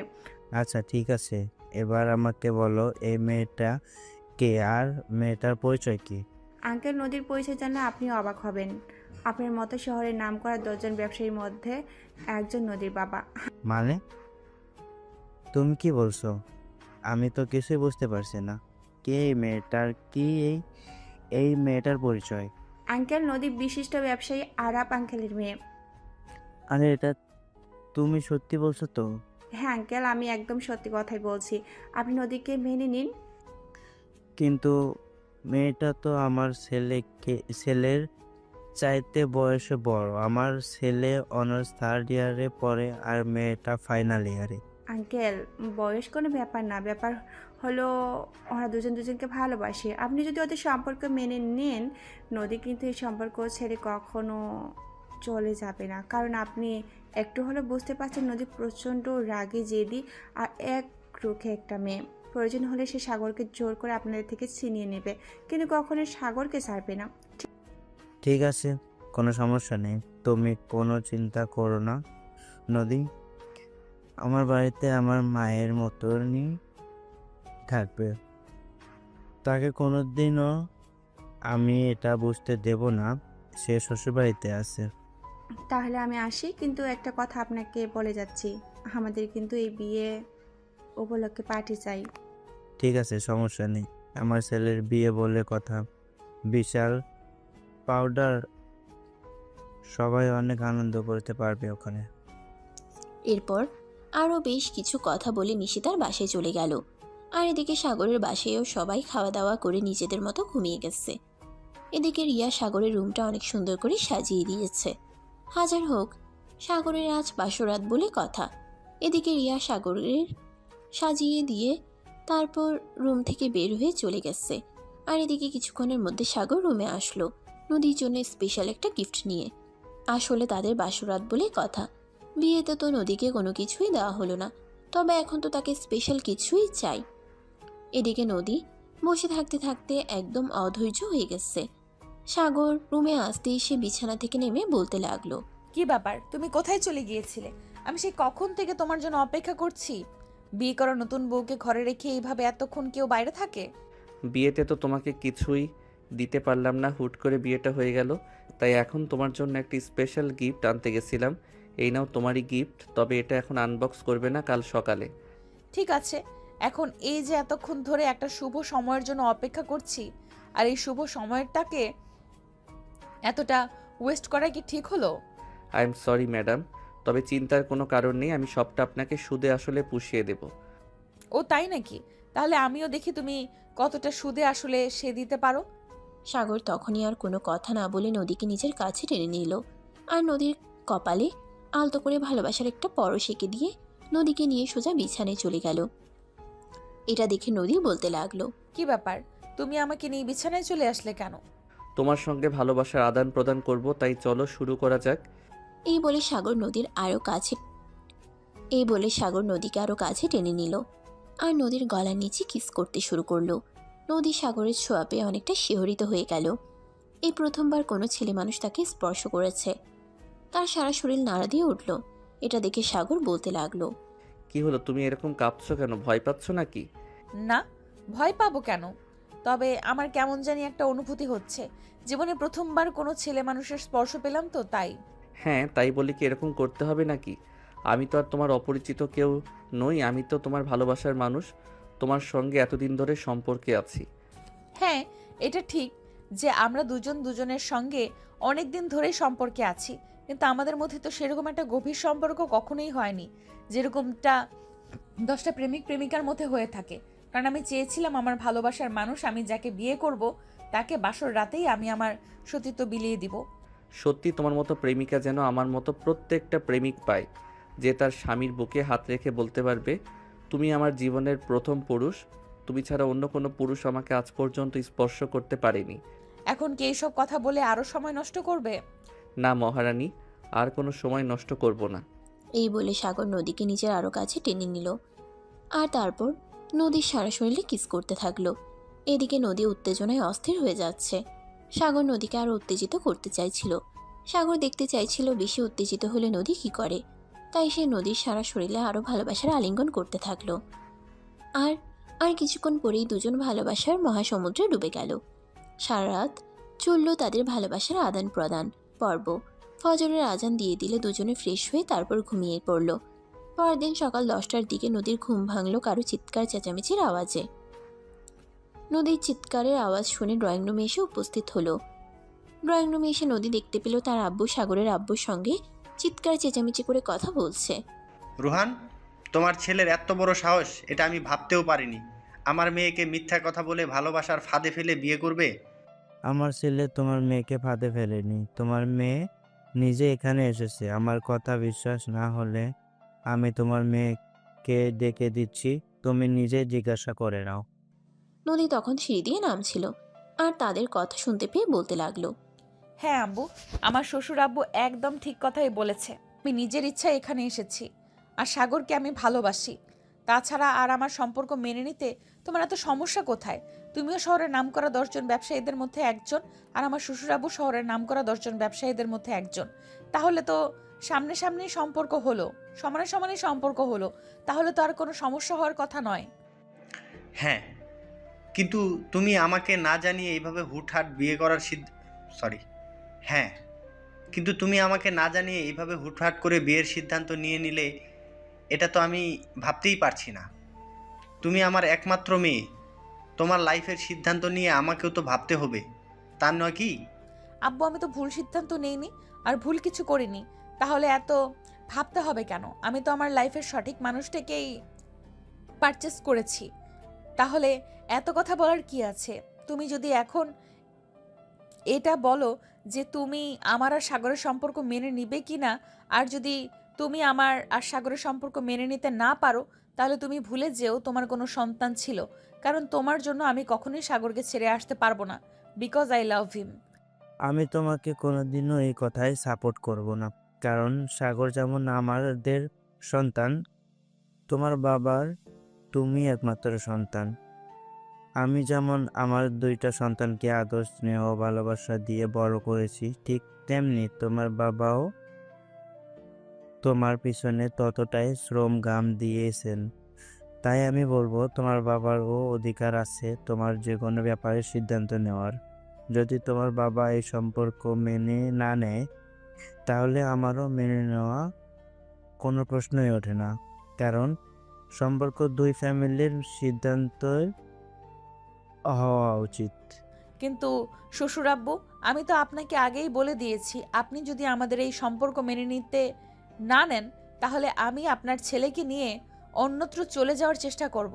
কারণ আমি কারোর জন্যই আমার ভালোবাসার বলিদান দেব না, সেটা হোক আপনি কিংবা আমার বাবা। ঠিক আছে, তোমাদের কারোরই কারোর জন্য কাউকে ছাড়তে হবে না। আমি তোমাদের সম্পর্ক মেনে নিলাম, তবে আমি আগামীকাল তোমাদের বিয়ের জন্য বিশাল এক পার্টির আয়োজন করতে চাই, যেখানে উপস্থিত থাকবে শহরের গণ্যমান্য ব্যক্তিবর্গ থেকে শুরু করে সকলেই। তাহলে তো ভালোই হলো, আর কোনো ঝামেলাই রইল না। আমরা সবাই মিলে অনেক আনন্দ উল্লাস করব। যদিও আগে ভেবেছিলাম আমার ছেলের বিয়েতে বিশাল পার্টি আর রিসেপশন করব, কিন্তু ছেলে তো হুট করে বিয়ে করে বউ নিয়ে চলে আসলো, তাই মনটা একটু ভেঙে গিয়েছিল। কিন্তু এখন যখন আমার বিআই মশাই আমার পুত্রবধূ আর পুত্রকে মেনে নিয়েছে, তাহলে তো আর অনুষ্ঠান করতে কোনো ঝামেলা নেই। সবাই মিলে অনেক আনন্দ উল্লাস করব। এরপর দুই বেয়াই মিলে ড্রয়িং রুমে বসে গল্প করতে থাকলো। আর এদিকে নদী চলে গেল শাশুড়ি মায়ের সঙ্গে রান্নার কাজে সাহায্য করতে। তারপর দুজনে রান্নাবান্না শেষ করে সবাই মিলে ডাইনিং টেবিলে একসঙ্গে বসে খাবার খেলো। আর তারপর নদীর আব্বু নদীর শ্বশুরবাড়ির সকলের কাছ থেকে বিদায় নিয়ে নিজের বাড়িতে চলে গেল। তখন সকাল আনুমানিক 11টা বাজে। সাগরের আব্বু অফিসের ম্যানেজারকে ফোন দিয়ে বলল, আমাদের অফিস 2 দিনের জন্য পুরোপুরি বন্ধ রাখুন। আজ আমার ছেলের গায়ে হলুদ হবে, আর কাল সকালেই তাদের বিয়ে। রিসেপশন পার্টি হবে, সেখানে অফিসের সবাইকে ইনভাইট করবেন। আমি চাই আমার ছেলের বিয়ের অনুষ্ঠানে অফিসের পিএ থেকে শুরু করে সবাই আসুক। ঠিক আছে স্যার, কোনো সমস্যা নেই। আমি আপনার পক্ষ থেকে সবার উদ্দেশ্যে একটা অ্যানাউন্স করে দেব। অতঃপর সাগরের আব্বু তার রিলেটিভ সবাইকে ফোনে ইনভাইট করলো, কারণ বিয়েটা খুব তাড়াতাড়ি হয়ে যাচ্ছে। এই মুহূর্তে কার্ড ছাপানো, কার্ড দিয়ে সবাইকে দাওয়াত দেওয়া সেটা পসিবল নয়। যাই হোক, দুপুর হতে না হতেই বাড়িতে আয়োজন শুরু হয়ে গেল। ডেকোরেশনের লোকজন এসেছে, সবাই বাড়িটাকে অনেক সুন্দর করে সাজিয়ে দিল। দুপুর 2টা বাজতে না বাজতেই পার্লার থেকে মেয়েরা সাজাতে চলে আসলো নদীর রুমে। পার্লারে 2টা মেয়ে নদীকে অনেক সুন্দর করে সাজাচ্ছে। আর তখনই রিয়া এসে উপস্থিত হলো আর নদীকে উদ্দেশ্য করে বলতে লাগলো, ভাবি, তোমাকে এত সাজতে হবে না, তুমি এমনিতেই সুন্দর। আমার ভাইয়া তোমাকে এমনিতেই নর্মালি থেকে ক্রাশ খেয়ে প্রেম করে বিয়ে করে বাড়িতে নিয়ে চলে আসলো, আর এখন যদি তুমি এভাবে সাজো তাহলে তো আমার ভাইয়া পুরো পাগল হয়ে পাবনায় চলে যাবে। না গো ননদিনী, সেরকমটা হবে না। আমি তোমার ভাইকে আমাকে ছেড়ে কোথাও যেতে দেব না। সে যদি পাগল হয়ে যায় তারপরও তাকে আমি আমার সঙ্গে সংসার করতে হবে। আর যদি পাগলা গারদেও যেতে হয় তবুও সেখানে আমাকে নিয়ে যেতে হবে। সে একা একা কোথাও যেতে পারবে না, তাই চিন্তার কোনো কারণ নেই। সত্যি ভাবি, তোমার ভালোবাসা জোর আছে বলতে হয়, তা না হলে কেউ এত কনফিডেন্টলি কথা বলতে পারে না। যাই হোক, সাজুগুজু কি তুমি একাই করবে না আমাকেও একটু করতে দেবে? আরে এটা তুমি কেমন কথা বলছো ননদিনী? তুমি আমার 10টা না 5টা না একটা মাত্র আদরের ননদিনী, আমার বিয়েতে যদি তুমি সাজগোজ না করো তাহলে কি করে হয় নাকি? এই তো আমার সাজগোজ প্রায় হয়ে এসেছে, আর 5 মিনিট লাগবে, তারপর ওরা তোমায় সাজিয়ে দেবে ঠিক যেইভাবে আমায় সাজিয়েছে। আর এই যে সময়ের অভাবে তোমাকে বলাই হয়নি, এখানে তোমার জন্য ড্রেস রাখা আছে। আমার জন্য তুমি ড্রেস পছন্দ করে এনেছো, সেটা তুমি আমাকে আরও আগে বললে না কেন? আমি তো আমার জন্য অনলাইনে ড্রেস অর্ডার করেছি, এই তো সবেমাত্র ডেলিভারি বয় দিয়ে গেল। আই এম সরি, আমি বলতে ভুলে গেছিলাম। যাই হোক, সমস্যা নেই, ওটা রেখে দাও, ওটা অন্য কোনো বিয়ের দাওয়াতে গেলে পরবে। এখন আমি যেটা এনেছি সেটাই পরো। ঠিক আছে ভাবি, কোনো সমস্যা নেই। Thank you for gift this dress. আচ্ছা ঠিক আছে, এখন যাও তাড়াতাড়ি ড্রেস চেঞ্জ করে আসো। এরপর মেয়েগুলো তোমাকে সাজাবে। রিয়া তখন আর কোনো কথা না বলে ড্রেস নিয়ে সোজা ওয়াশরুমে ঢুকে গেল। তারপর ড্রেস চেঞ্জ করে নদীর রুমে চলে আসলো। আর তারপর পার্লারের মেয়েগুলো রিয়াকেও অনেক সুন্দর করে সাজিয়ে দিল। আর এরপর দেখতে দেখতেই হলুদের অনুষ্ঠানও খুব ভালোভাবেই শেষ হয়ে গেল। সবাই অনেক আনন্দ উল্লাস করলো। এর পরের দিন সকাল হতে না হতেই বাড়িতে মেহমানের আনাগোনা শুরু হয়ে গেছে। দূর দূরান্ত থেকে অনেক মেহমান চলে এসেছে গতকাল রাতেই। বাড়িটা দেখেই মনে হচ্ছে বিশাল কিছু একটা অ্যারেঞ্জ করা হয়েছে, আর হবে নাই বা কেন। ঢাকা শহরে 10 জন নামকরা ব্যবসায়ীর মধ্যে 2 জনের ছেলে মেয়ের একসঙ্গে বিয়ে হচ্ছে। এটা তো সবাইকে মনে রাখতেই হবে, তাই না কি? যাই হোক, দেখতে দেখতে বিয়ের সমস্ত আয়োজন শেষ হয়ে গেল। আর এদিকে নদীর আব্বু আরও একবার খুশি মনে সাগরের হাতে নদীকে তুলে দিল। আর তারপর নদীর শ্বশুর বাড়ি থেকে বিদায় নিয়ে নিজের বাড়িতে চলে গেল। আর এদিকে সাগরের আব্বু বিয়ের সমস্ত নিয়ম যখন মানা হয়েছে, তখন আরও একটি নিয়ম মানা হোক, তাই তিনি আবারও ছেলের জন্য ডেকোরেশনের লোক দিয়ে বাসর ঘর সাজানোর ব্যবস্থা করেন। গতকাল তো খুব সিম্পলভাবে সাজানো হয়েছিল, কিন্তু আজ সারাটা ঘর গোলাপের পাপড়ি দিয়ে সাজানো হয়েছে। সারাটা বাড়ি ফুলের গন্ধে মোমো করছে। আর এদিকে নদী তার শ্বশুর শাশুড়ির সঙ্গে বসে গল্প করছিল। তখন রিয়া এসে খবর দিল, ভাবি, তোমাদের জন্য বাসর ঘর সাজানো হয়ে গেছে, তুমি আমার সঙ্গে চলে এসো, ভাইয়া ওয়েট করছে তোমার জন্য। আরে বাবা, সবে মাত্র রাত 11টা বাজে, আর কিছুক্ষণ বৌমা থাকুক আমাদের সঙ্গে। তোমার সঙ্গে গল্প করতে বেশ ভালোই লাগছে। কিন্তু আব্বু, সেটা বললে তো হবে না, তোমার ছেলে ওদিকে তোমার বৌমার জন্য অপেক্ষা করছে। এখন যদি তোমার বৌমা এখানে বেশি সময় তোমাদের সঙ্গে কথা বলে, তাহলে আবার তোমার ছেলে রেখে যাবে, আর তোমার ছেলে রেখে গেলে কি হবে সেটা তো ভাবতেই পারো। হ্যাঁ, সেটা আবার তোকে বলতে হবে নাকি? আমার ছেলের ক্যারেক্টার সম্পর্কে তো আমার চাইতে ভালো কেউ জানে না। আচ্ছা ঠিক আছে বৌমা, তুমি রিয়ার সঙ্গে চলে যাও। কাল সারাদিন তোমার সঙ্গে বসে বসে গল্প করব। সত্যি অনেক দিন পর মনের কথা খুলে বলার জন্য একটা মানুষ পেয়েছি। ঠিক আছে আব্বু, আজ তাহলে আমি আসি। আসসালামু আলাইকুম অ্যান্ড গুড নাইট। ওয়ালাইকুম আসসালাম, সেম টু ইউ। এরপর নদী আর কোনো কথা না বলে তার শ্বশুর শাশুড়ির কাছ থেকে বিদায় নিয়ে রিয়ার সঙ্গে রুমে চলে আসলো। আর এদিকে রিয়া নদীকে তার রুম পর্যন্ত পৌঁছে দিচ্ছিল। সাগর তখন রুমের দরজায় দাঁড়িয়েছিল। রিয়া নদীকে নিয়ে যে রুমের ভিতরে প্রবেশ করতে যাবে, তখনই সাগর রিয়াকে উদ্দেশ্য করে বলল, কি রে, তুই কেন রেগে আসছিস? ভাবিকে তোর রুমে দিয়ে যেতে এলাম, দেরি হলে তো আবার তুই বকাবকি করবি, ঝড়গা বা দিয়ে দিবি, তাই তোর বউকে আগে ভাগেই তোর কাছে দিয়ে গেলাম। হ্যাঁ, সেটা ভালো কথা, কিন্তু তুই রুমে আসছিস কেন? আমি তো তোকে রুমে আসতে বলিনি। আমি শুধু তোকে বলেছিলাম আমার বউকে আমার রুম পর্যন্ত দিয়ে যেতে। ওরে বাবারে বাবা, এমনভাবে কথা বলছিস যেন বউ না পেয়ে 7 রাজার ধন পেয়েছিস। আচ্ছা ঠিক আছে, এই নে তোর বউ নিয়ে তুই রুমে চলে যা, আমি আর তোর রুমে কখনোই আসবো না। আর একটা কথা, কখনো কিন্তু কোনো ঝামেলায় পড়লে আমাকে ডাকবি না, এটা তোকে বলে গেলাম। কারণ তুই আজ আমার সঙ্গে যে ব্যবহার করেছিস, তারপর কিন্তু আর কোনো বিপদে পড়লে কখনোই আমাকে পাবি না। আচ্ছা ঠিক আছে, আমি কোনো দিন কোনো বিপদে পড়লে তোকে কোনো দিনও ডাকবো না। এখন অন্তত দয়া করে এখান থেকে কেটে পড়। আমি আর তোকে সহ্য করতে পারছি না, কারণ এখন আমি আমার বউয়ের সঙ্গে পার্সোনাল টাইম স্পেন্ড করব। হ্যাঁ রে ভাই, তুই তাই কর, এই নে তোর বউ। এ কথা বলে রিয়া নদীকে রুমের ভিতরে পৌঁছে দিয়ে তারপর সেখান থেকে চলে গেল। এদিকে নদী এটা দেখে হেসে কুটি কুটি হচ্ছে। আর সাগর তখন নদীকে উদ্দেশ্য করে বলতে লাগলো, কি ব্যাপার, তোমার আবার কি হলো? তুমি এভাবে পাগলের মতো হাসাহাসি করছো কেন? আমাদের ভাই বোনদের কাণ্ডটা দেখে হাসাহাসি না করে কোনো উপায় আছে নাকি? তোমার বোন তোমার বউকে তোমার রুম পর্যন্ত পৌঁছে দিল, সেখানে কোথায় তুমি তোমার বোনকে ধন্যবাদ জানাবে সেটা না করে তুমি তোমার বোনকে আরো রাগ দেখাচ্ছ। তো কি করব জানো, এই ফাজিল মেয়েটাকে আরও 1 ঘন্টা আগে আমি বলেছি আমার বউকে একটু কষ্ট করে আমার রুমের দিকে যা, কিন্তু সে আমার কথা না শুনে রুমে গিয়ে তার বয়ফ্রেন্ডের সঙ্গে কথা বলছিল। তো এখানে কি হয়েছে? ওর দোষটা কোথায়? তুমি যদি বিয়ে করে বাড়ি যাব নিয়ে আসতে পারো, একটা প্রেম করেছে, এতে তো সেরকম কোনো দোষ আমি দেখতে পাচ্ছি না। তাহলে তুমি ওকে বকাবকি করছো কেন?